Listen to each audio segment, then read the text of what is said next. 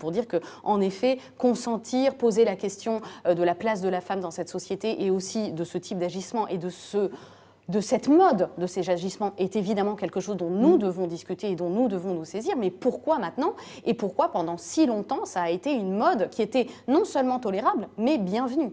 Donc c'est là que le droit ne rencontre pas forcément la justice sociale, c'est qu'elle évolue tellement vite qu'on n'a peut-être pas les moyens de s'adapter à ce changement de société. Mais il est bien que la société change, mais alors qu'elle n'attende pas que la législation la seconde à la minute près. Je trouve que enquêter sur des faits qui ont lieu il y a 40 ans, pour la plupart d'entre eux, 30 au moins, pose des problèmes de prescription, pose des problèmes aussi d'apaisement des victimes, c'est-à-dire qu'aller aujourd'hui rechercher des victimes qui n'ont pas parlé pendant toutes ces années, c'est aussi remuer un passé. Vanessa Springora, dans son livre, en parle justement suffisamment clairement, en disant les séquelles que ça laisse. Donc moi, je crois qu'il y a un moment où juger les coupables, c'est une bonne chose, changer les états d'esprit aussi, mais il faut aussi que le temps puisse apaiser l'effet de la justice, l'effet du droit, à mon sens.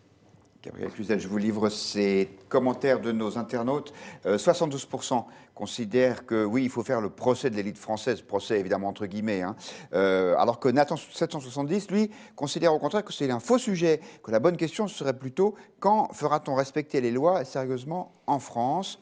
Et puis Brigitte qui nous dit, sans excuser ces gens répugnants, il est difficile de juger une époque après une autre.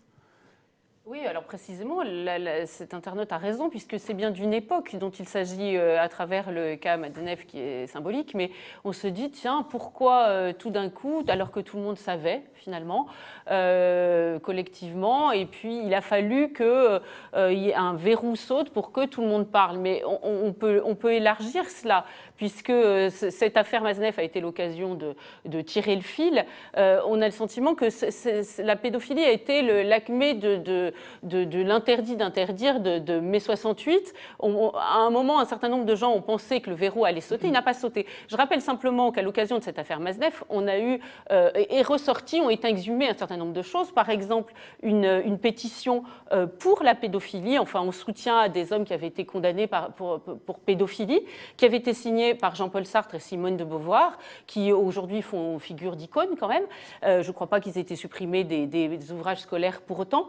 Il y a un certain nombre de libérations, d'ailleurs d'une façon assez honnête, on peut le dire, puisque par son organe de vérification des fake news, a répondu en disant est-ce que Libération a soutenu par une pétition la pédophilie? Ils ont dit oui, si on doit répondre de façon exacte à la question, oui. Donc c'est vrai qu'au-delà de l'affaire Madzenef, il y a toute une époque. Alors on dit on balance son siècle, on balance son quart de siècle ou son demi-siècle, mais il est important malgré